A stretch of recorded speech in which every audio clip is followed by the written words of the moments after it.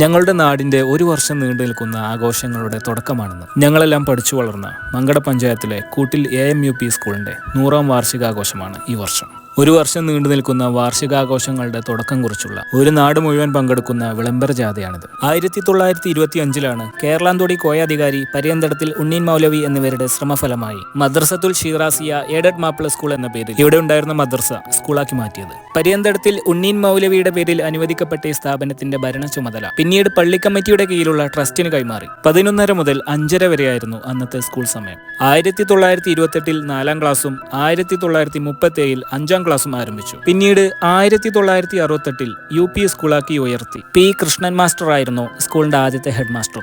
കൂട്ടിൽ പ്രദേശത്തിന്റെ വിദ്യാഭ്യാസത്തിന്റെയും മത സാംസ്കാരിക സൗഹാർദ്ദ രംഗത്തെയും ഉണർവ് നൽകാൻ പ്രചോദനമായത് അറിവിന്റെ പ്രകാശഗോപുരം തന്നെയാണ്. ഒരു വർഷത്തോളം നീണ്ടു നിൽക്കുന്ന 100ാം വാർഷികാഘോഷങ്ങളുടെ ഭാഗമായി പൂർവ്വ വിദ്യാർത്ഥി സംഗമം, ബോധവൽക്കരണ ക്ലാസുകൾ, രക്തദാന ക്യാമ്പുകൾ, അധ്യാപകരെ ആദരിക്കൽ, വിവിധ കലാപരിപാടികൾ തുടങ്ങി നിരവധി പരിപാടികളാണ് ആസൂത്രണം ചെയ്യുന്നത്.